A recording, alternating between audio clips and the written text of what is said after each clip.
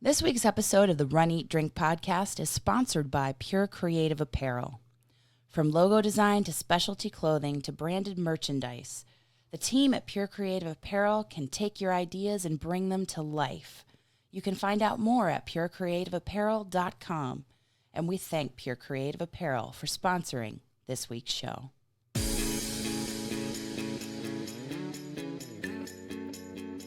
Welcome to the Run, Eat, Drink podcast. We feature destination races from across the country, and after the race, we take you on a tour of the best local food and beverage to celebrate. So whether you are an elite runner or a back-of-the-packer like us, you'll know the best places to accomplish, explore, and indulge on your next runcation.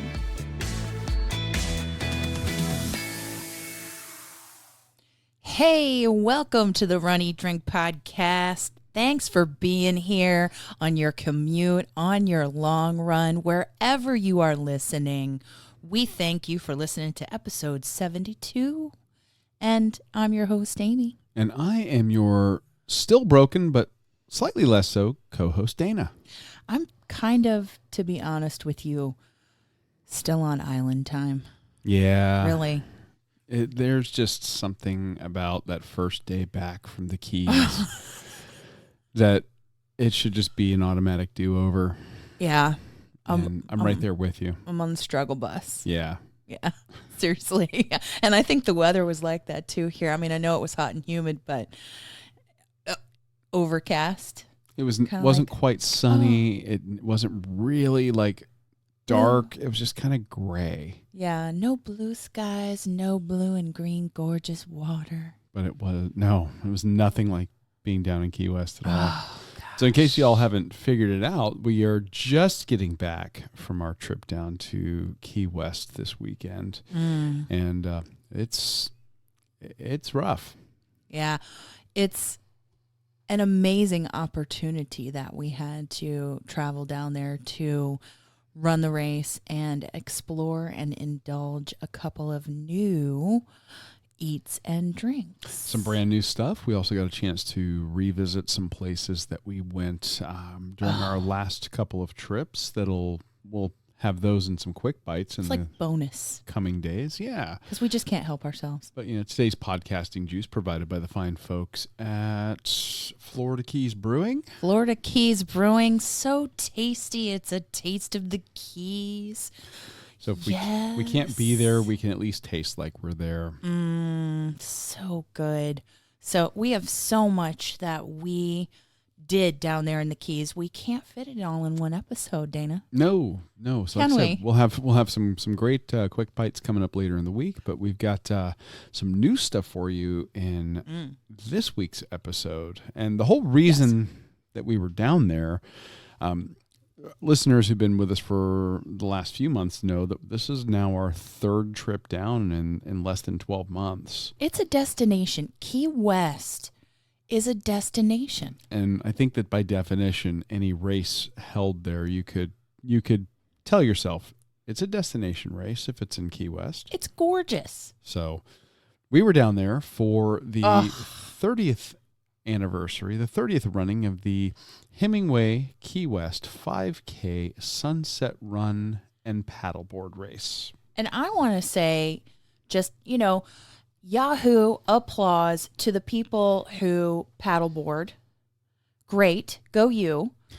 But I feel like they have a certain amount of upper body strength and core strength. And lower body strength and balance and talent and ability and skill. That I just can't match. I can't match. I don't have. I really try in yoga to develop balance. Namaste. But... Oh, you would. I would go. I can't do it. Ass over tea kettle. If we were try paddleboarding, you with your yoga, you would have no problem picking that right up. Let's not go overboard because that's exactly what I would do. Actually, I would go overboard. Maybe we should have the listeners tell us whether or not they want to see some video of Amy paddleboarding. Do you really? Well, if you're going to involve me, once you're fully healed, then you're going to jump on the train too. I'll give it a shot. Or the paddleboard or whatever it is. I'll give it a shot. Worst that can happen, you fall in the water. But listen, so we didn't paddleboard, but we applauded and we raised our glasses as we saw the paddleboarding from the hotel bar. Yes, we were grabbing a bite of lunch out at the pool bar, and we see this line of people paddleboarding around a buoy. It was a late lunch. And at first I thought, wow, they've got quite a class going on. Then it dawned on me, we're only a couple of blocks at the hotel we were staying at, which was the Waldorf Astoria Casa Marina. We're only a couple of blocks from the Southernmost, which is where this was actually taking place. Yes. So they were just paddleboarding right out there by our stretch of beach. Yeah, right there. Say hi. Very impressive. Oh, my goodness. Those people were cooking, and that tight turn, they're basically doing an out and back course. Yeah. That tight turn at the end, I was like, man, I would go flying off that thing if that were me. Like I said, the balance poses are a challenge for me in yoga. Can you imagine? I cannot imagine. The draw for me was not the paddleboard race, clearly. It was the 5K at sunset. Well, we've done sunrise races there, and we've had twice. Mixed results. Yeah. With both. Back in January, the weather was not our friend with the rain and the wind. I was convinced. And the delay, the race delay. Yeah, back then I was convinced that it was going to get canceled, and it didn't. And I'm glad. It was gonna. And then back in October, before that, it was just 85 degrees at 5:30 in the morning, and got hotter from there. Yeah, it was just humidity at its worst. Yeah.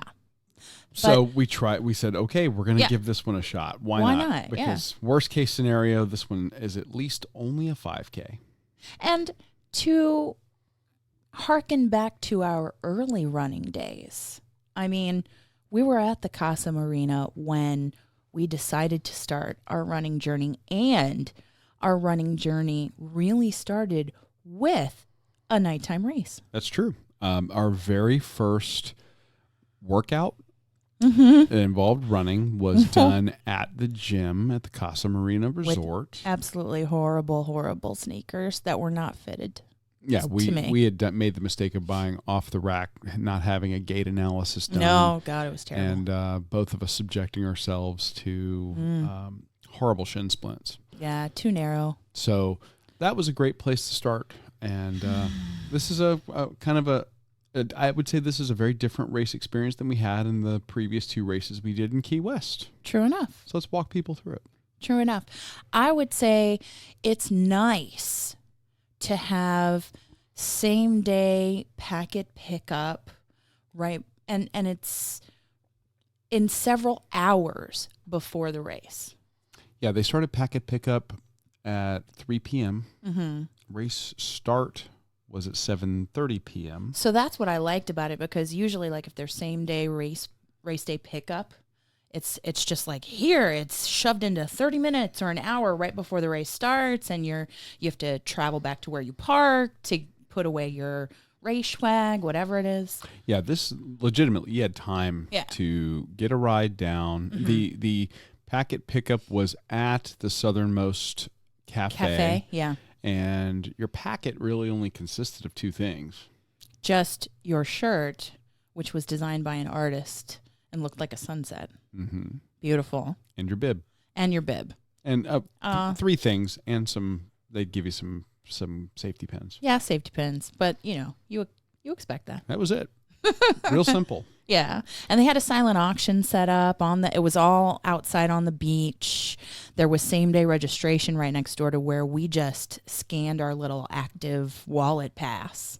So that was really great. It was really very, very simple. From the time we arrived, packet pickup, we kind of walked right up, bam, scanned our QR code. I love that. We were in and out in 5 to 7 minutes. Yeah, and you could hang around because they had like Papa Pilar's rum, like an info station set up about that, a silent auction, just some little booze. It wasn't a true expo, I would say. Oh, no. They didn't really have anything for sale. They had some promotional items. Some of the stuff that you would normally get in a goodie bag, I think, was being held for the post race that was back out there, because it was they had like discount coupons for tours of Papa's Pilar Distillery, but they were all bundled up in a rubber band, so they weren't ready to be handed out yet.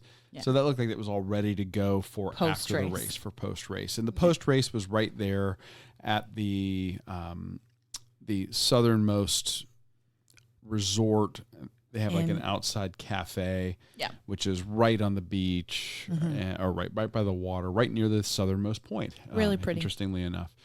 And it was a fantastic setting and literally set up in the sand. Yeah. So you could put your toes in the sand, pick up your bib and your shirt, and I'm sure you could have some good eats at that Southernmost Cafe, but... Oh, I'm sure. Yeah. But that's kind of attached to the hotel, and we were staying in a different hotel. So, interesting thing about that, I would say, if you're looking at doing this race, for packet pickup and for the race, parking, non-existent. If you're staying at the host resort right there, then that's fine. You could park at the hotel because you're a guest. Yeah. But there was some construction going on a little bit around where the southernmost point was. And I think even if you didn't have that, parking would still be a challenge, so that you might want to take advantage of taxis, Ubers, or Lyfts. I would agree completely. Key West isn't that big of an island. There are a lot of locals that have small homes. A lot of those homes have on-street parking, and many of the neighborhoods have permits for parking.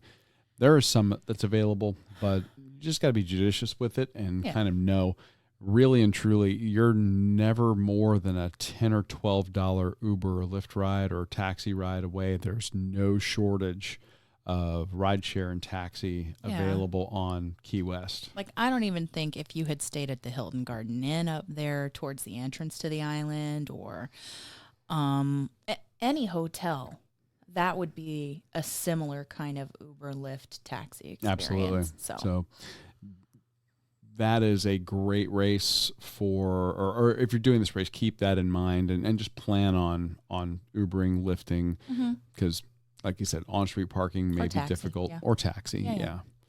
But whatever you do, that is the challenge. So don't show up just a few minutes before and have that maybe you're delayed by the search for parking to the start. Right. Because guaranteed, if you're driving down to the southernmost point, which is a very popular tourist spot, very popular photo spot, you're not going to find on-street parking right there at the southernmost point. No, that's not going to happen when there's not a race. And there's always a line of people. Yeah. So don't plan on that. Speaking of that line, though, because we Ubered and we taxied, or because we Ubered down there and took advantage of that and didn't have to park, we had the time to take our picture at the southernmost point. And it's nice that we had some other fellow runners in line that were willing to take our photo. Yeah. And we returned the favor. And we got to see a little bit of the race start. The arch was up. And didn't get blown away this time. Did not get blown away because it's the same organization, the BW Promotions, that puts on this race as the one in January. And we had some rough weather that took the arch away from us. What a struggle, man. That was like pointless to even try and put it back up there. So at that time. But the weather was nice for them this time. So they legitimately I'm going to say nice in air quotes. It wasn't windy enough to blow the arch away, but it was still very hot, very humid. Yes, it was very hot and very humid, even though maybe you assume temperatures start to drop in the evening. You assume temperatures are going to draw the humidity down in the evening. Oh, no, Florida, you're wrong. I will say that this part of Florida, in certain parts of Florida, that is true. Once you get this far down south, I don't think the temperature ever got below about 84 degrees, and that's even in the overnight hours. But it entire felt time like 10 degrees hotter at least. And it's sticky the entire time. Yeah, like you step outside and start to sweat. It's true. So with no exertion. If you're coming down to Key West, generally speaking, the great rule of thumb is light colored clothing. Yes. clothing that's great for very warm climate, and make sure you've got sunscreen and that type of thing. But especially for the race day, for any races you're doing down there, hydration is going to be key for any of these races. Nighttime races can sneak up on newer or inexperienced runners because they think exactly what you said. Yeah. And we've seen that at some it's not going to be a big deal. We've seen that at some of the Disney nighttime races. Yeah. Oh, like Tower of Terror when they had that. That was, people were falling out because of the humidity. Left and right. Yeah. And I'll say the vacation kind of mindset in Key West can also lead you to make some poor decisions prior to the race, not just inexperience. You could be an experienced runner, run walker. You could be there and you're like, I have the whole day to vacation by the water, and you could imbibe a little too much. Oh, absolutely. Especially if you're like, we grabbed lunch at our pool bar because that was the only place at the hotel we could get Key West pinks. And we could, I'm not going to lie, we tried a little bit of Papa Pilar's rum. Well, yeah, but that's because the hotel has a daily rum tasting. Yeah. So, I mean, that's the only reason for that. But it was only a little taste. And it was just a tiny taste. It was a little taste. But we were out there to watch those paddle boarders to literally get Key West pink shrimp. And, but you could, like you said, if you got the whole day ahead of you, it doesn't start till 7:30. You think, I'm going to go to the pool. Maybe I'll just have a couple. Then a couple turns into more than just a couple. You can find yourself in trouble. So you just got to make sure if you're doing any running in Key West, day before and day of, make sure you're staying very well hydrated. We had water with those Key West. Those shrimp were so delicious. They really were. But that's not the food. This is I know. Back to the run. Yes, I know. I know. We've been dreaming about those though for several months before going down there. So I'm glad we got a chance to get them. Me too. Yeah. But the course itself starts right at the southernmost point. They had the arch set up 50 feet, 100 feet from the southernmost point. Yeah, it was super close. And the run itself is kind of a modified out and back. I would say, there were a couple of turnaround points. Yeah, but I mean, you start and finish at the same location. Right, but there were a couple of kind of U-shaped switched backs. Yeah. And the race itself takes place basically one block off Duval Street. True enough. And the course takes you by some nice sights. Yeah. I really liked, we did that first kind of switchback, and then we made a turn to lead us to the water and where that Coast Guard ship was. Yes. And I just loved that because that was at the point, we were not in this for time. Well, no, I was only 12 days out from knee surgery. I wanted to stay with you, take it nice and slow, and really take in the sights. So we were by the water just as the sun was setting. And that was gorgeous. It really was. Oh. And prior to that, on that street, on that out and back, we got to see the Hemingway house. True enough. We got to see the lighthouse. We got to see the little white house that Harry Truman stayed in. Aww. And First Flight. We run right past the First Flight Brewery that we featured, which we have featured on the podcast. Yeah, back in October. Yeah, and then when you go out towards the water, like you're talking about, you've got the Coast Guard cutter, and that's a museum ship, and that ship was involved in the Mariel boat lift. So, you history buff, and you're actually running onto the Truman Annex. It's kind of a neat path that takes you into this just beautiful paved park right by the water, and the Coast Guard cutter is there. And then you come right back out and then back down the street to the southernmost point. But do you know, while we were out there by the water and by the ship, some other runners provided entertainment? Oh, yeah. The gentleman that was running ahead of us that stopped on like the jungle gym looking bars. And here he's doing like upper body pull-ups and push-ups and all of this. They have exercise stations in this park by the Coast Guard cutter. Yes. And he was being funny doing extra exercises during the 5K. It was fun. It was funny. And then he got to one part. He's like, I don't even know what I'm supposed to do here. It's kind of a weird. I think it was like a stretching station. I don't know, but it was fun. It was entertaining to watch him take advantage of those little stations. Mm-hmm. I was like, we're not doing that. But I mean, as far as the view went out there by the Coast Guard cutter, so beautiful. The sky was red and blue and that ship was just massive. It is amazing to see one up close and personal and think that thing's entirely made out of metal and it's floating. Yeah. How does that happen? I just don't. Science.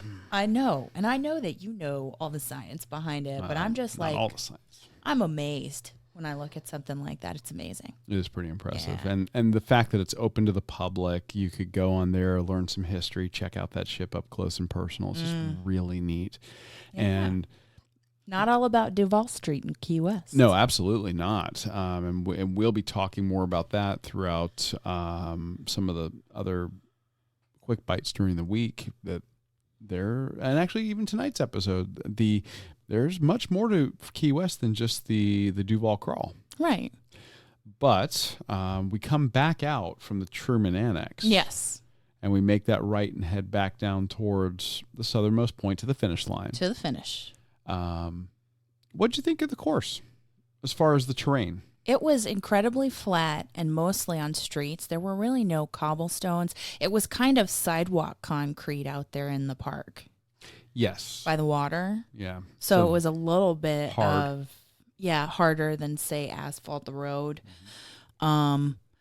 There were 2 water stations because it was there was a circle kind of leading us into the park. Well, when you go into the Truman Annex, you would go in, there's the water station. You kind of do the little loop in the park, and as you're coming back out, it's basically the same water station. It's basically the same one, yeah, but they had 2 different tables set up on each side of the exit of that circle, so they could... For inbound and outbound traffic. Accommodate and were not overrun by runners who were coming in or exiting, which I thought was very smart. Yeah. Yeah. And their volunteers did very well. They were motivating. They were right there lined up with the water ready to go. Great volunteers. I know I saw a couple of them taking a little bit of guff from drivers who were being told they couldn't come onto the race course. Yeah, and they stood their ground, and they were very pleasant even when some of the drivers were less than pleasant. Ooh. So that was really nice to see. Fantastic support by Key West PD. Oh, yeah. Tons of them out there. I loved taking that photograph with the police officer. You had officers on motors escorting runners. You had officers on in cars blocking some key intersections as well. Safe. So very safe. I felt feeling. very safe. No complaints at all. And really, there was never a point where it was pitch dark. No, because we finished really before the true nighttime sky was out there. Yeah, it was sunset when we finished. It was sunset still when we finished, the end of it. And the volunteers were cheering. Volunteers were very friendly. Yeah, and the ones directing traffic on the streets and the ones at the water stops, they were great. So no complaints there at all. So we get across the finish line. And we got medals. And they had a finisher's medal. Yeah. Not all 5Ks have that. No. And that's okay. But this one was a tiny little medal, like the size of maybe a silver dollar. Yeah, it's about right. Silver dollar. Yeah. And it mirrored the design of the shirt. And one thing that this race group is really big on, they do artist design shirts, and a lot of them are they have some of the most intricate shirts I've ever seen. Yeah. They do an interesting printing on the shirt where it's almost photorealistic. Yeah. We'll have to take a photo of the shirt and post it so people can see. And yes. And I believe that the episode artwork, you can see the metal a little bit with with my satanic. Oh my God! You can also bib see on number. his bib. I drew the 666 bib this time. I'm like, really? Yeah. Come on, guys. That was. I mean, shouldn't they skip that number? I said it on Facebook. If hotels can skip 13 on their elevator, races, you can skip bib number 666. Yeah. Yeah. But it was not an omen. No. I guess we could call this my integrate my post-surgery update. I was about 11 days out from surgery on race 11, day, 12, 11, yeah. 12 days. I decided to throw a knee brace on and walk it. Yeah. And I did. I walked the entire thing as quickly as I could without over exerting myself, and completed the race in under an hour with several minutes to spare and nowhere near the end of the pack. So, True enough. there were plenty of racers out there who were, slower, and, we were cheering them on and welcoming them coming across the finish line. So, I mean, it was a good time and kind of a nice way for me to see, kind of where I was at. And I was a couple of minutes faster per mile than I was just the previous week when I was walking just 3-4 days post-op. At Disney. Yeah. Yeah. I could tell you, I'm so proud of you. I'm so proud because you've done the exercises and the post-operative plan, the recuperation. You took it easy when we were at Disney, and we didn't really do the parks, but you walked because you knew that that's what they wanted you to do, is walk on that knee and just see, what it will give you. And here you were never tempted to overdo it. No. You took it easy. You're like, part of that's my aversion to pain too. I don't want to do intervals because it's not my time. You're still post surgery, recovering. We're about to start physical therapy. Mm-hmm. And I'm just, because it can be so tempting to look at other runners and go, oh yeah, I need to go. I'm not gonna lie, that temptation was there, especially when I'm getting the updates from my watch and it's telling me what my pace was, and I know that I could go faster if my knee was okay. And a lot of people, myself included, would look at that and be very frustrated and be tempted to overdo it, but you didn't. Well, eyes on the prize. We still Yeah.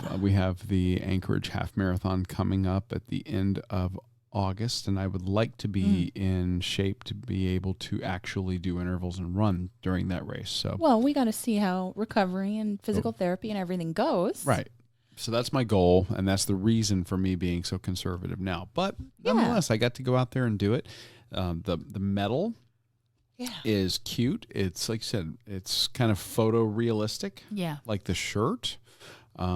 And they're the only race that we've done so far that has these types of photorealistic shirts and medals. So yeah, it's different. It's different, really unique, and it's kind of a signature look for them. Yeah. And somebody else was running out there, I think, with one of their older or previous year shirts, and they've got a history of some really cool looking shirts there. Similar. So if you're in it for the shirt, yeah.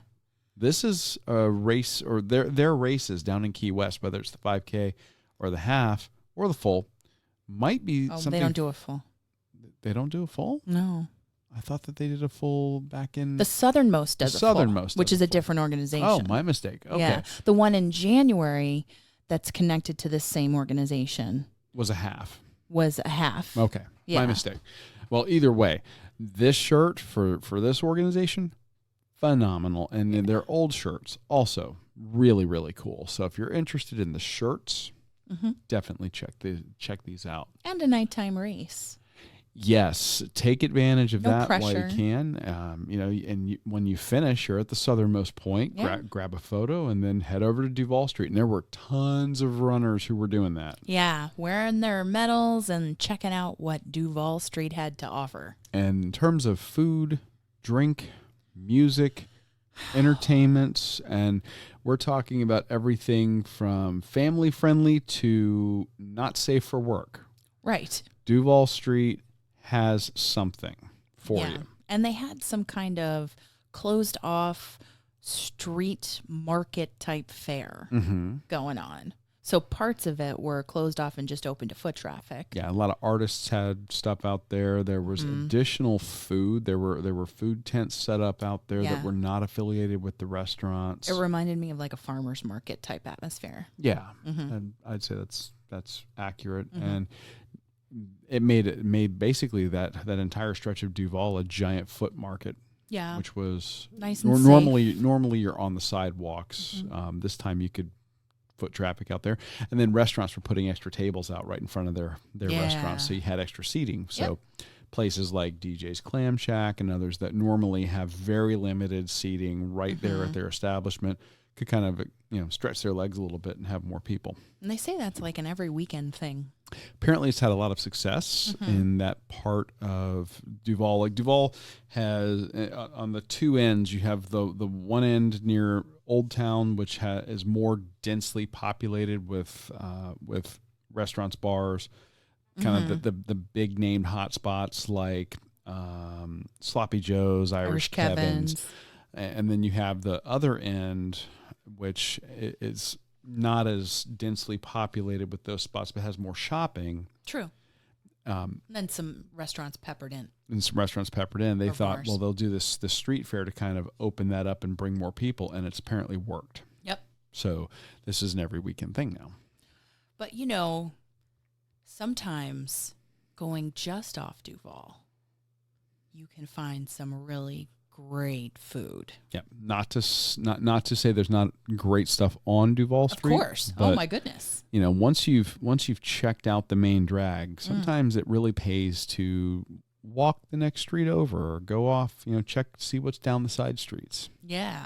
So you turn the corner from where you're talking about those partying type places like Irish Kevin's, Sloppy Joe's, Hog's Breath, and that kind of thing. You turn the corner, and just off Duval is a place we featured, the Tiki Hut. Mm-hmm. Which is very unique, has its own, very much its own style. I think it's the only real tiki bar type place that we've seen on just love Key it. West. And we also, earlier episodes, we have featured Henry and Eli's Side Street Pub. Yeah. So, and Captain Tony's is off Duval. Off Duval as well. Very popular and off Very Duval. popular because it's the original Sloppy Joe's location. It's a very historical bar. Yeah. But there is a place that's not as storied or old as Captain Tony's that's literally right across the street from it. Also off Duval. You could be having a tiki drink, and you could spot it right across from Captain Tony's and the Tiki Hut. It might be exactly how we found it. That is exactly how we found it. There you go. That's the story of how we found Amigos Tortilla Bar. And what a find it was, too, because if you're looking for a place that has killer Mexican-style Tex-Mex food, you have come to the right spot. Yum. Yum and more yum. And I should say, if you're looking for a place that's got that type of food and you're wanting to stay in the general area of Old Town or right near Duval Street, because there's also plenty of mom and pops that are way off Duval, way away from the entertainment districts. But this one in that area is what we're going to talk about tonight. And if you are doing the Duval crawl, or if you're just looking for a great place to people watch, this is the place for you. And I like how you said you can people watch, because their seating is primarily outdoors, and you can actually be seated at a bar that faces the open road where you can see the Tiki Hut and Captain Tony's and all the foot traffic that passes as they come off Duval or go back onto Duval. Mm-hmm. It's great for people watching. Oh, it's literally made for people watching. It's perfect for it. But they do Tex-Mex style food. They do a lot of tacos, enchiladas, nachos. Mm-hmm. They do full meals. They do a la carte, and they do some stuff really, really well. And they don't break the bank. They don't. It's so inexpensive and so delicious. And when you're vacationing in a place like Key West, which in season, it really doesn't matter where you go. You might get a good deal relative to everything else in Key West. Right. But Key West is a bit of an expensive destination. It can be pricey depending on time of year and surges in tourism and things like that. And the type of hotel or motel that you're wanting to stay at. Right. And if you're lucky enough to have friends or family down there, yay for you. Mm-hmm. Because often the most expensive part can be the lodging. Yes. If you have friends or family down there, introduce us. Yeah. Run, Eat, Drink podcast. Yeah. Anyway. So to be able to find places where you can eat and not break the bank and get a good, not just a filling meal, but a good meal. So terrific. So worth it. I mean, and the tip that our server had at first, like we ordered chips and salsa. $2. $2. It's $2 for the chips and salsa appetizer. And it comes with mild or hot salsa. But when we said, how hot is hot, she's like, well, you could get both salsas. Yep. Yeah. And then mixing them is the key for me. And I think that when you added on the extra salsa, that went from $2 to $3. Maybe. Something like that. Yeah. And you're talking a full basket of chips and 2 good-sized ramekins of salsa mm-hmm. for under $4. Yeah. Fantastic. They're fresh making their salsa. Mm-hmm. And we were even commenting like, this is kind of different. It's like, it's almost like a chilled but cooked salsa. Yeah, the consistency is different. And it's not chopped like a pico, but it's not pureed like some places we see either. It was more in between that. So it had a meaty consistency to me. Yeah. Without having meat in it. Right. Just a very hearty consistency. It wasn't soupy. No. At all. No. It had heft to it. It was thick. The mild and the hot. Mm-hmm. Yeah, had the same kind of consistency. Both were thick and both were very flavorful. Mm-hmm. Yeah. And the mild was just let the vegetables kind of sing. And the hot, it wasn't hot for the sake of being hot. Moderate to upper scale of jalapeno hotness, I would say. It wasn't going to blow your doors off if you are a casual to experienced spice head. If you're not into hot salsas, don't go there because if you don't eat hot food normally, this would get you. Or if you're in the middle and kind of wanting to try, when you get both the mild and the hot, mix them together. You can mix them. Yeah. That way you have control of the spice level. The more mild you have, the less of the bite. And I think that there was a slight difference in the flavor as well. The hot salsa had a little more of a sweetness to it. And that, I think, is kind of a nice complement to the spice. Yep. Sweet helped offset the heat somewhat. Mm-hmm. The chips were very crunchy. Chips were crunchy and plentiful. And again, for the money you're talking about there, can't beat that. Right level of saltiness. Not overly salted. And I mentioned that they do things here where you can do a platter. Your platter would consist of, if you were to get tacos or enchiladas, you're going to get your entree plus your side of beans and rice. So you get kind of a traditional platter there. Or you can just do a la carte. Yeah. Especially if you're wanting to sample.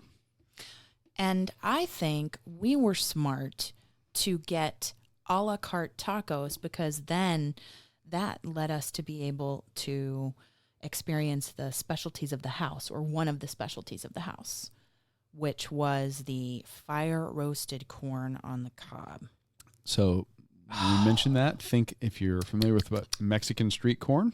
Oh my God. My mouth is watering as I am just remembering the mild chili sauce, the garlic aioli, the cotija cheese, and the green onions. So they're literally getting this corn on the cob. They're slathering it with the garlic aioli. Oh my God. Which the garlic aioli had enough spice to it I had to do a double take at first, thinking, was this blue cheese dressing? The thickness of it. The thickness of it and the flavor in it was like, it just took me a second. Like sometimes you'll hear garlic aioli and it's little more than some garlic powder sprinkled in mayonnaise. Mayo, a lot of mayo. This was very garlicky, but excellent. Oh. So and that's thick. It could coat that corn. Well, they did coat the corn. Yeah. And that's what they're using to adhere that cotija cheese to it and the green onions. But you mentioned the mild chili sauce. Yeah, it was dark red. Deep red. Mm-hmm. Like the inside of a can of Chipotle and adobo. That's a perfect description of how it looked. Mm-hmm. But I think it had a little, for me anyway, it wasn't like super hot. No, but that's the color. Right. It was a mild, like the description in the menu, spot on. It was just enough warmth to complement that cotija cheese and the bite of the garlic. And if you're not familiar with cotija cheese, that's kind of like Mexican mozzarella. Looks like feta. Looks like feta. Crumbled feta. Tastes more like a mozzarella. Right. Not quite as salty as a feta. And melts better too. And it was a full ear of corn. It was not like a half-C. Right.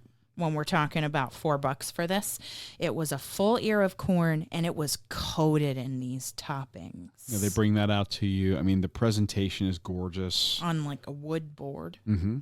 Yeah, wood board with a little, like a little trench dug into it to hold the juices. To capture all the toppings that if they fall off, then you can take a fork and like scoop it onto a chip. Yeah, and get them. Oh God. So I mean, that was a side we were looking forward to because we've had it before. Oh, it was great. And it did not disappoint. But one of their other specialties of the house is a taco that we've only ever seen here. I know it's probably available other places. I'm sure it is, but this is the first and only place we've seen it. I know. And if I see it somewhere else, I'll definitely try it. So we'll have to compare. But they do a beer battered fried avocado taco.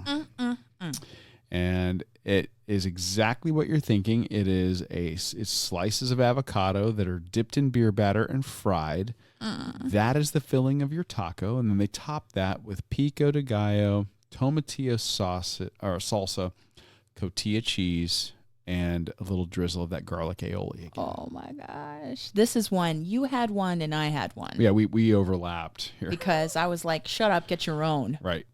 Really. Well, me too. I just didn't say it. And it was a corn tortilla. It was a round corn tortilla. Some of theirs are round, some of theirs are square. And they proudly call themselves home of the square taco. Yes, because they say that for some tacos, the square is the perfect one to capture all the filling. Or you can put more filling inside of the square and have a better experience. Yeah, the geometry. Not falling apart. Yeah, they're not saying that it's a flavor thing. They're saying it's a geometry thing. Yeah, and maximizing the filling. Yum. I'd say that's probably accurate. But this one here, phenomenal as far as the mix of textures. You get the crispiness of the beer batter, the creaminess of the avocado slice inside of it. And the beer batter, when you bit into that, it burst, and you got the creaminess and a little liquid. And they're frying these to order. Oh, that's the thing. It's not like this stuff sitting back there and collecting and soaking up oil. So you're not getting, even though it is a fatty fruit that you're eating that's been fried, it's not oily. It's not gummy. No, not at all. You can taste that fresh avocado inside that beer batter. I don't know what they do prior to, like, just cutting up that avocado and getting it in the beer batter. I don't know what magic they do, but whatever it is, keep doing it. Yeah. The avocado holds up, the beer batter holds up, and the taco doesn't fall apart. Right. Really. Amazing. I agree. And then you went for one that you tend to gravitate towards anyway. Well, I love steak in a taco. And I was willing to. There are some premium tacos, and I say that because that avocado taco was $3.20. And worth every penny. Yeah, but for $1 more, I got one of the square tacos with carne asada. And It's grilled steak marinated in fresh lime juice, garlic, cilantro, and white onions, and it's served with oregano, lime, onion, and roasted tomatillo salsa.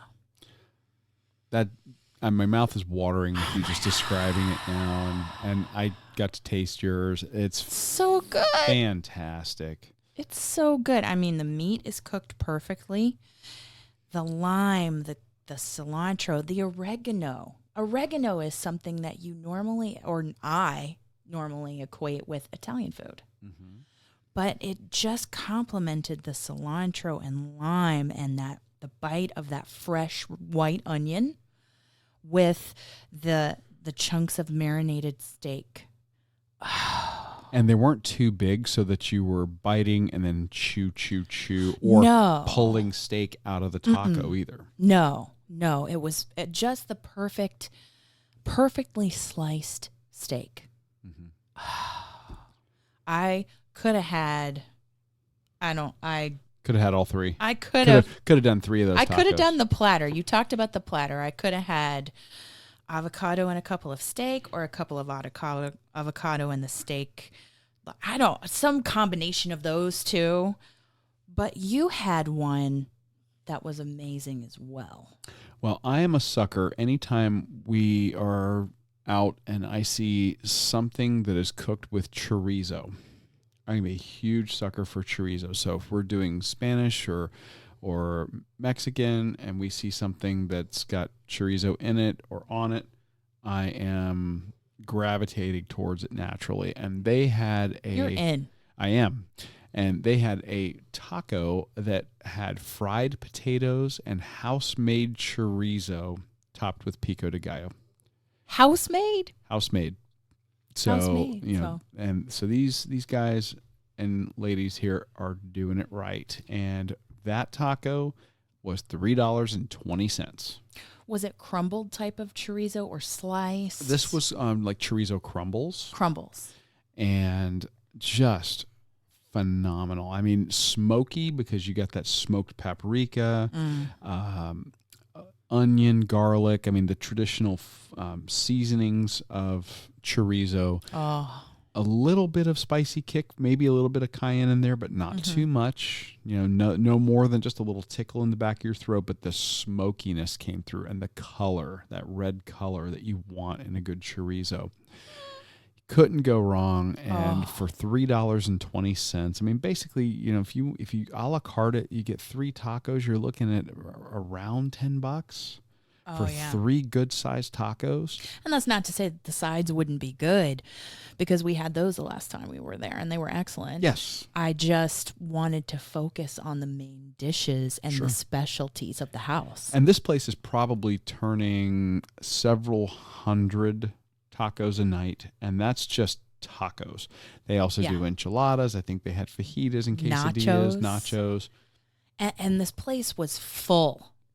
I mean, they were turning and so busy the entire time we were there. Yeah, we were lucky this time. The first time we went there, we had a short wait to get in. This time we walked right up and got seated immediately. Mm-hmm. While we were there, we saw that the place was... They were cycling through. It was never not busy, but there were times where you had a few empty seats here and there. Sure, but not for long. No, but not for long. I'll tell you. So, when we go back down to Key West for a race or otherwise, these are some great late night eats because it stays open until midnight. Yep. A lot of places don't. Even on Duval, a lot of places close at 10. Yeah, some places close at 10, which is fine because that's pretty late. But when you're talking about a place that's basically a taqueria, they're making the perfect late night eats for people who've been who are doing the crawl, but they're not wanting to catch the post bar kicking the last people out crowd. Right. And I can't blame them for that. It's a sweet spot. It's the sweet spot. Yeah. Exactly. So they're open just late enough. Mm-hmm. I think. I'm sure their staff thinks so too. Yeah. Oh, well. Their staff, you wouldn't know. They were so nice. Staff was great. And accommodating. And very on it. I mean, the food came out hot. We didn't wait long for anything. So, again, nothing bad to say about Amigos Tortilla Bar, except that there isn't one here in Southwest Florida. They have opened. Yes, there's news. There's one in St. Pete. Hello. Yeah, so folks in the Tampa-St. Pete area, Amigos Tortilla Bar, something to keep an eye out for. I think this location in the Keys was great for people watching, great for late night eats. Just delicious food. And they do serve. They have beer and wine and alcohol and liquor there as well. And we did while we were there. We had margaritas while we were there. But we have a more special drink segment to bring to you guys on this week's episode. Well, before we go on, I'm going to take a minute to tell you all about our friends at Pure Creative Apparel. Anybody can silkscreen a shirt. Look, we know it's true. I did it as a project in high school. But the team at Pure Creative Apparel is really much more than that. They will take you through the entire process to create your custom items, right from the very beginning with the design of your artwork or company logo, then create mock-ups to show you what the finished product will look like and help you select just the right high-quality name brand clothing or other merchandise on which you're going to place your artwork or your logo. And then they'll get you your items fast. Or if you're not looking to get into the whole online sales thing and you don't want to worry about inventory, packaging, shipping, and all of that, Pure Creative Apparel has a complete e-commerce package available. So whether you're a school, church, or club needing just a few shirts for a special event, or a company looking for a complete branding package, Pure Creative Apparel can help. Find out how by going to purecreativeapparel.com. And we really thank them for their support of the Run, Eat, Drink podcast. So for the drink, I mean, again, nothing negative about our friends at Amigos Tortilla Bar. Margaritas. Margaritas great. They're perfect for tacos. They're perfect for tacos, and they have a little souvenir cup that you get, and it's a good-sized one for $10. So but you know how we are. We like to feature local brews, local drinks, local distilleries, etc. And there are several really good options in Key West, and we are slowly making our way through as we make our way back down, during our trips. Like, I want to tour that Papa Pilar's distillery. I really do. I think that's on our to-do list. It's on our to-do list. One of our upcoming visits down to the Keys. But this time, we decided that we were going to head over to a place that we've been checking out for a while. Trying to get there. Been trying to communicate with them on social media. Yeah. And we made our way over to the Waterfront Brewery. We did. And let me tell you, when you first approach this building, before you even go inside, it looks like an aquarium. Oh, the whole building is painted to look like an aquarium or a coral reef. Yeah, it's gorgeous. It is so cool. And when you're like, are we in the right place? Is that like a marine aquarium? Should we be going to visit the fish? I think we actually came, the front that the side that we came in was adjoining the public parking lot, or the pay to park parking lot. And there's not much signage out there other than this giant Adirondack chair. Oh, gorgeous. That's got their name engraved on it. But again, not super visible from the parking lot. I think that if you go around to the side, that's where their main sign is. But how can you not climb into that huge Adirondack chair? And I felt like the Incredible Shrinking Woman when we took photographs there. And it was easier to climb in than it was to climb get out. Yeah. But it was so cute. It was. So cute. So you walk in, and that chair is big. Huge. Then you walk in, and the first thing you're greeted by are these big tables that are kind of in the foyer right there, and they're signage directing you to go to the hostess stand. And they've got big chalkboards there with diagrams on the chalkboards of the brewing process. Yes, and which of their original beers they have in the tanks right now. Yeah, literally what's cooking now is what they're listing there for you. And how many batches they're up to and that kind of thing. It's interesting there. And you can see into their brew house. Yes. Right? You see they do this, tours, but... Yeah, they have like a window there of the brew house where all the tanks are. And you can kind of look in there, and then they do the tour. So there's a doorway to go in there. But if you're looking straight ahead when you walk in, you can see all the way through the building out to the water. Yes, you can. But there is scenery along the way that is interesting because they have arcade games from our childhood. Classic 80s arcade games that are done in new versions. Yeah. The first thing that caught my eye, well, actually the first thing that caught my eye was a game from the early 2000s. As we walk in, there's a Halo game there. Yeah. Which I'd never heard of before because that's normally something for consoles. But then on the wall, there must have been a 20-foot tall Space Invaders. Space Invaders, yeah, that looked huge. But what caught my eye was skee ball. Skee ball. Chuck E. Cheese in my childhood.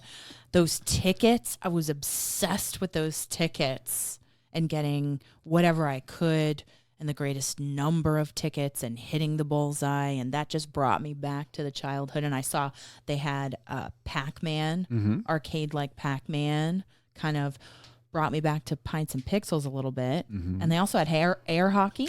Air hockey. They had a digital or electronic version of beer pong. Yeah, that was interesting which was too. really interesting as well. I've never seen that. I've never played beer pong, but so some real cool video games for kids of all ages. And in fact, we noticed as we were walking through that area, and that's the area where they have high top tables and places where you can just kind of grab your beer and go hang out. But they also were talking about the fact that they did events for families and birthdays and celebrations there. Yeah.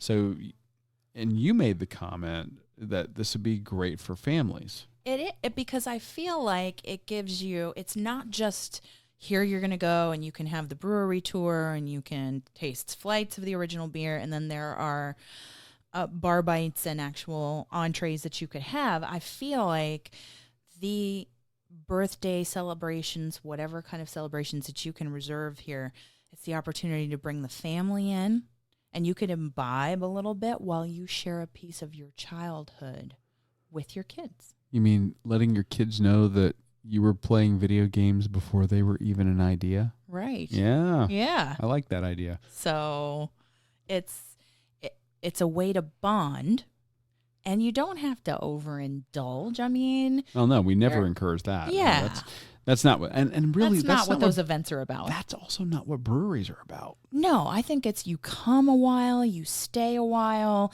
and this really gives a reason for you to, it's a hangout for you and your family or you and your friends. And they have a full kitchen here. To have good quality time together and good food. From what we've been told, we didn't From get what to we've eat been this told. time, so we're going to probably be back to check out their food at a later date. Yeah, I want their pretzel and beer cheese. You know how wherever we go, I just crave that? Mm-hmm. Yeah, I want to check that out there. And you're on a mission to try all fish dips everywhere. I am. When you go to the Keys, or if you're down here in Florida especially, there are certain things that are quintessentially Florida. And in one of our quick bites, we'll talk about something that you see a lot in Florida, but it is not a quintessential Florida item, and we'll talk about that on a later quick bite. Sure. But conch fritters are absolutely quintessentially Florida, and smoked fish dip is a quintessential Florida thing. And I grew up on smoked mullets and smoked fish dips, and that is something that if I find a place that's doing it, and we tried a couple of different ones while we were down here. We had one that was really fancied up, and it was like super pureed and put into a pate mold. Yeah. And it was too much. Way too overdone. It didn't need it. Did not need it. Didn't need it. And then you get one like some other spots that is just more rustic and traditional in the way that it should be, and just nice little bit of my childhood as well. Yeah. And you're right. The video games were nostalgic. The space was huge. It has a second floor. And hey, the manager that we talked to, she said there's also a rooftop space they're working out. They're working out a rooftop space. They are baking key lime pies there for their other restaurants. This is part of a larger restaurant group, this family. It's all family owned, and they own several restaurants in Key West. Caroline's, Redfish, Bluefish. Yeah. So they bake some stuff and send it to other locations from there. So it's great. And then, it's a way to cool off out of the heat and humidity. Yes. Is to come in and have a little bit of fun, have some beer. And speaking of the beer. This place is doing a number of beers, and they have some really interesting takes on different styles. Yeah. And again, like we often do, we each chose a flight, and we tried not to overlap. I don't think we overlapped at all this time. Excellent. High five. High five. High five. Yes. So, Wha-bam. They had a flight that was called the Reserve Flight. They were both $8. The flights were both $8. And they had a reserve flight, and then they had a flagship flight. And this was interesting. This was not one where you just kind of walk in and go, I'm going to do a flight, and then you pick your beers. No, they had you do the reserve or you do the flagship. And each one basically had a sampling of their beers, and there was one that overlapped. And they allow you to swap out one during that time. Mm-hmm. Which I think it encourages you to try out and encourages you to explore the variety of beer they have. Yes. So, but for that $8, you're getting what? 1, 2, 3, 4, 5. No, 4. 1, 2, 3, 4. Yeah. You're getting four options and at about 5 ounces a piece. Yeah. So not too bad. Yeah. I must say. Yeah. So, and they do have a flagship beer there. So, I mean, it's the one that they are really pushing on all their promotional materials, and it's the one that they're distributing locally. It's the one they're known for. And it's the thing that they're known for, and we'll get to that. But you want to go first? You want me to go first? I'll go first. You go first. I'll go first. Because you did the flagship flight. I did the flagship flight, and the first one in the flagship flight that I tried was the Lazy Way American IPA. The American IPA, which was 6.5 ABV. And really, it was a nice golden color. It had a nice head on it. And you could see the carbonation coming up through the middle of the glass. Yeah, that one looked like it was pretty sparkly. Yeah, not bubbles adhering to the side of the glass. It was a nice, clean glass. It was a beer clean glass. Yes, because we had a great bartender. We had Zarina. Zarina was a rock star. Awesome. Yeah. Awesome. So she was a rock star. And it was dark golden. It was hoppy on the nose and had a piney hop flavor, slightly malty. I think it's a great one for an IPA fan if you like the piney hops. So not you. So was it my favorite of the flight? No. And people who know us and have been following the podcast know IPA is not my preferred style of beer. Right. But I'm trying to open and expand my palate and my knowledge of beer.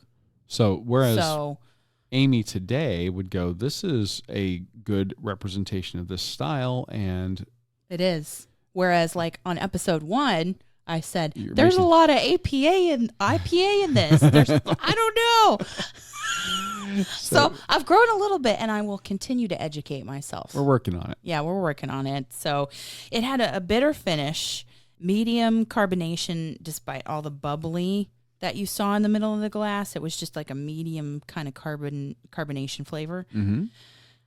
And it was slightly malty.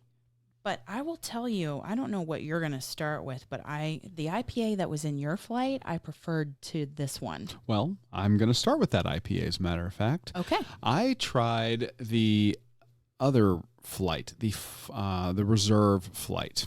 And in this one, they included a beer called their Intolerance Milkshake IPA. And something I'm learning real quick is that just because a beer is named milkshake, that does not mean there's going to be any flavor of a milkshake anywhere. And I'm learning that because many places will name something milkshake just because they are brewing it with milk sugar or lactose. And that is exactly what they did here. This was an IPA made with lactose, and it's something I don't think I've ever had. What does it do to the flavor of the IPA? Well, it typically, it gives you a little different mouthfeel and a slight sweetness when you are having it in like a milk stout.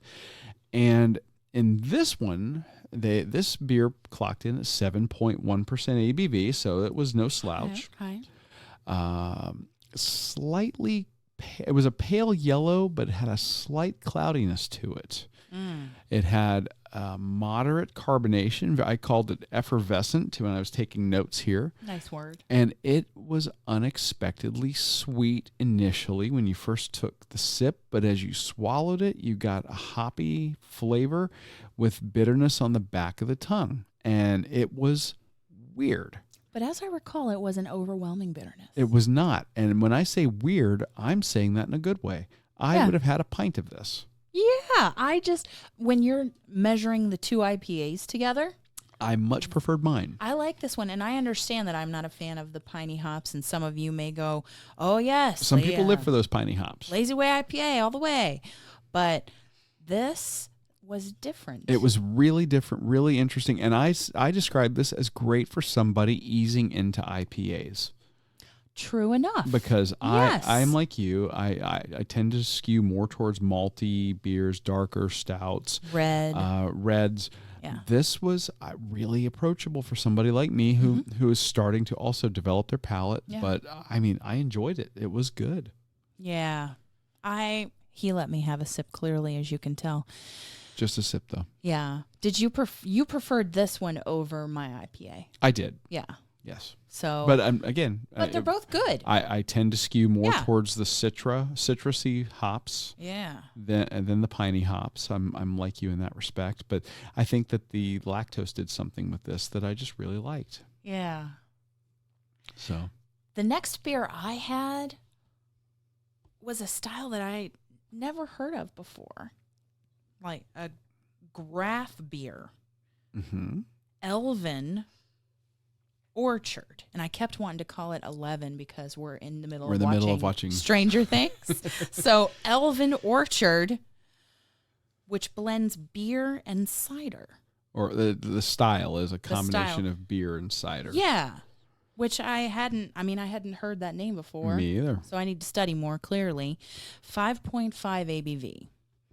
And I will tell you, if you have had an Angry Orchard before, then the smell will be familiar to you. Yeah? Yeah, it smelled like Angry Orchard on the nose right away, and it tasted like a Granny Smith apple. If you had handed this to me, I would have said this is a Granny Smith cider. Cider? Yes. Yeah. And it would harken back just not told me what it was. Like, it smells like Angry Orchard, but then it tastes like a woodchuck Granny Smith cider. Good way to describe it. That's what I would say. It's a unique type that I haven't had before. It was medium to heavily carbonated. It had a sour apple finish. You know how you have like the blow pops that are sour apple? Yeah, or Jolly Ranchers. Or Jolly Ranchers. Yeah. So it was a lighter yellow color, more like a Belle's dress kind of color, right? So, to borrow a term from our friends at Women Drinking Beer podcast. Thank you for that. So I don't know if I would get a whole pint of it.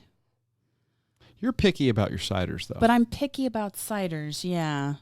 And like I said, this reminded me a lot of a cider. I wouldn't have known this was a Graf beer, not being familiar with style myself. No, I'm not. But I think that if somebody is a fan of an Angry Orchard style cider, this would be very approachable, and I think that would be something that they would probably sell a ton of. I think it's a good quality offering they have. Absolutely. So I would say if you like those kinds of flavors, go get one.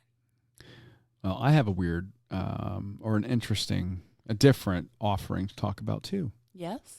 And it's just called their Irish Stout. Just no name. But it was served on nitro. Oh, nitro we love because it offers that smoothness. Yeah, and here's the thing. That in and of itself, well, what's so weird about that, you would ask? Well, that in and of itself doesn't sound weird. This one clocks in 4.1% ABV. Lower ABV. Yeah. A deep amber color that let some light through. And I thought that it was lighter in color than I would normally expect from a stout. Incredibly smooth due to the nitro. You could put motor oil on nitro and I would try to drink it. It smooths everything out so perfectly. I love nitro coffee, like nitro cold brew. Sure. Anytime there's a beer I've had that's normally packaged through carbonation, let's try it on nitro if it's available. Yeah. And I don't think I've seen one yet where I went, oh, the nitro ruined it. You know, it just adds some kind of special something. It changes the way it plays on your tongue, and I think you taste some different things when you have a nitro beer. So this was super smooth. You had some initial hint of coffee on the nose with mild notes of toasted malts as you swallowed, but it had a very light body. I mean, very light. A lot of people approaching amber. Okay. I mean, a lot of people who are newer to beer will look at a Guinness when it's poured because of the nitro bubbles, the way it effervesces, and they think it's very thick. But in fact, it's a very light-bodied beer when you're looking at stouts. And it's also very low calorie. This was, in my mind, in the mouthfeel, even lighter than Guinness. I would have almost, if you had handed this to me and not told me anything, I would have said that this was maybe a porter. Really? Yeah. Really? This was not what I would call the most robust stout I've ever had. Okay. But when I look at the context of where they're brewing it, Key West. In Key West, the brewery is sitting dockside with boats literally able to pull right up, get off your boat, go in and grab a pint. I think this is they should call this like a hot weather windjammer stout, something to kind of denote that and kind of let you know, because I mean I think that's where its sweet spot is. It's a darker stout for people looking for a lighter beer. If that makes any sense at all. It's the weirdest combination. It's kind of a juxtaposition of things that you would normally think about. But so it's good if you are, say, visiting from a northern climate and you have the heat and humidity, the beauty of Key West, watching the water, beautiful sunsets. This would be, you could have the type of beer you normally like, and it doesn't sit so heavy that you can't go out and maybe walk and experience some of Key West. Absolutely. This is like it's like a warm weather stout. Warm weather stout. Excellent. And I don't know that I've seen anybody brewing something like that. It's unique. Yeah, very. I think. Speaking of unique. Well, I'm to the flagship beer in my flight. I'm to the flagship beer, which is called Crazy Lady Honey Blonde Ale, 5.6 ABV. And I see why it's their flagship. It's a nice see-through. Maybe it's a little bit cloudy. Maybe a little bit. Got a nice head. It doesn't have the carbonation bubbles that you see right away on the others that I described earlier. Right, they were actively bubbling and really effervescing. Not like that. So I would say a mild carbonation with this one. Okay. A medium golden color. So it's not as light as a Bell's Dress. Okay. So, and it has local honey out of Key Largo. Yeah, Keys Bees honey, I think they were saying. That's what Zarina was saying, right? So I understand why it's their flagship. I really like it. It has that local honey on the nose and just a malty finish and just a tinge of bitterness that doesn't linger. And this is the style is what, a blonde ale? It's a blonde ale. Okay. Yeah. So it's I really would have a pint of this one. And I understand why it is so popular and it's all over all of their marketing. Yeah. And that you see it so commonly throughout Key West when people have something from Waterfront Brewery on tap. Yeah. Agreed. I thought that was a really good offering as well. I couldn't say enough good about that one. It's a great hot weather beer, and I can see if you go to the Waterfront Brewery, how you can sit close to the water and have a pint of this. Oh, yeah. And just relax and check out the boats. Be refreshed. And yeah, it's great. Absolutely. Great. Yeah, I really like it. Well, my next one was me gravitating again towards more of the stuff that I tend to gravitate towards. So I was having the one that they call their Kilted Cowboy I Irish love the Red. name. I love the name. Kilted Cowboy. Yeah. Woo! 5.2% ABV. This was a medium amber in color. I actually expected this one to be a little darker than it was. Very clear, so no cloudiness to this one at all. I could actually read. I was looking at text on my phone through the bottom of it. Moderate to heavy carbonation, a nice medium body. Very malty with a mild hint of hop bitterness on the end, and just, and that little hint of hop bitterness and that level of carbonation made this a very crisp, enjoyable Irish Red. It's got a lighter body than other Irish Reds that you've had. Oh, yeah. I would say Soulless over there at Bury Me is a little bit heavier. Yes. Soulless was heavier. I would say the Irish Red at Florida Keys Brewing is a bit heavier. So, and not in a bad way, just there's a little bit different takes on the same style. Yeah, and it just depends on what you're in the mood for. And again, I think that they know what their wheelhouse is, which is they are brewing in a hot weather climate and they're on the water. Yeah. And it's hard a lot of times to get people to go for the darker beers, and sit waterside. So good on them. They're doing a great job here. I liked it when you let me try it, and I just love the name because you wear a kilt when you run. Yep. And cowboy is just, it harkens back to my childhood too. Yeah. Well. Anyway, I have one more, which is the Island Life American Lager, 4.1 ABV, and it's served with a lime, and it looks like a key lime color, like a margarita type color. Yeah, cloudy, light, pale yellow, almost light green, almost like a key lime pie. Almost like a key lime pie. Funny how that works. Yeah. Because there's lime on the nose of it, and key lime flavor is dominant. It's highly carbonated, and it's not too tart. It's not too sweet. It's very refreshing. Would you call this a dessert beer? No, I don't. It's not heavy. So it's not like, oh, I'm going to have this in place of dessert. Okay. Would I have it alongside maybe a slice of key lime pie? Perhaps. Okay. Perhaps. But it could also accompany Key West Pinks, peel and eats. Absolutely. I'm sure. That's what I was thinking. Some peel and eat shrimp would be perfect. Yeah. I'm sure it would be great.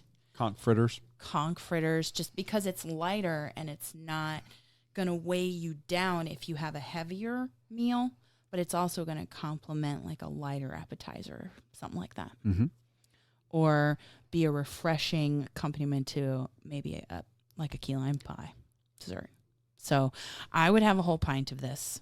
Okay. Definitely. So my two favorites would be the Crazy Lady and the Island Life. Okay. Well, my final beer was probably the most surprising one in my flight, and this one was called the Extraterrestrial Peanut Butter Ale. And if you're a child of the 80s, you remember that everyone's favorite extraterrestrial, E.T., was a huge fan of Reese's Pieces. Oh, and Reese's Pieces being the little peanut butter candies with the hard shell.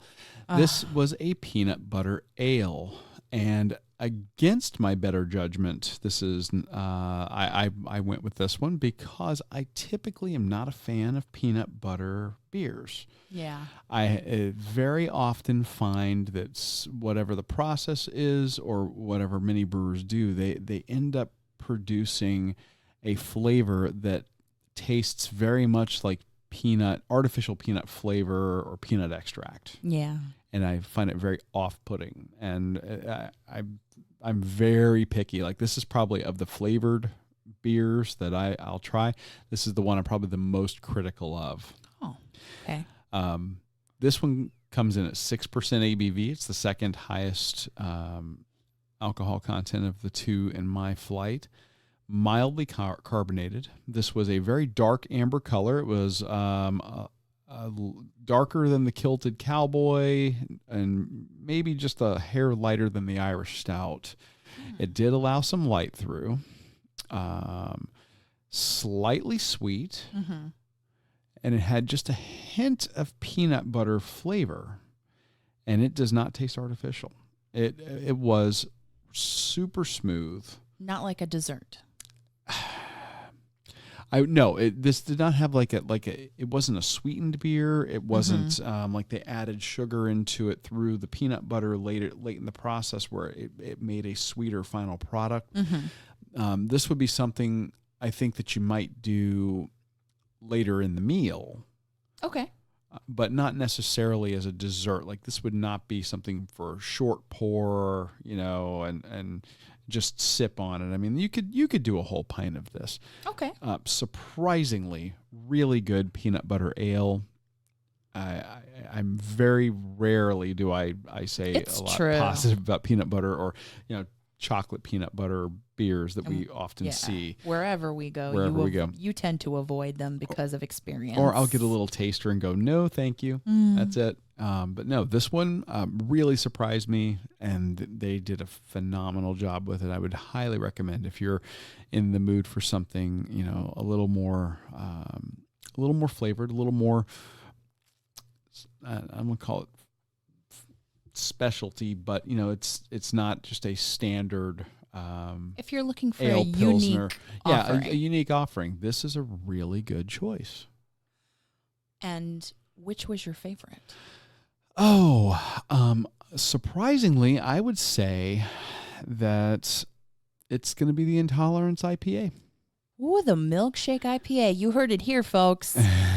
Yeah. The milkshake IPA wins out. I mean, and that's closely followed by the extraterrestrial. They were very unique. Okay. Both of them, they were doing something different that I wasn't expecting, and I couldn't go wrong there. Well, I let you try the Crazy Lady too.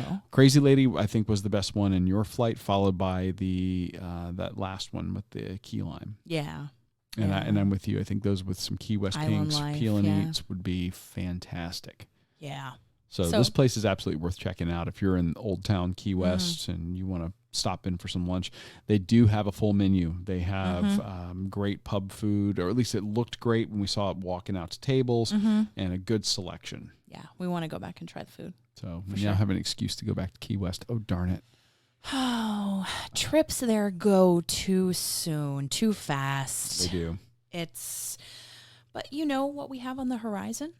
I believe it's another trip to the Disney World area. We're so excited because we have our virtual, not so virtual trip coming up to Disney for our August 5K, which is the Black Panther virtual medal. Can't wait to get that. And plus, that means we've earned the bonus medal and we can take the picture with all the bling. And we'll unbox those on Facebook Live and kind of let you see those outside the wrapper. And then we'll do some stuff to show off the whole set. But what we need from you as we ramp up for that over the next couple of weeks is when we return to Disney, where should we run, eat, and drink?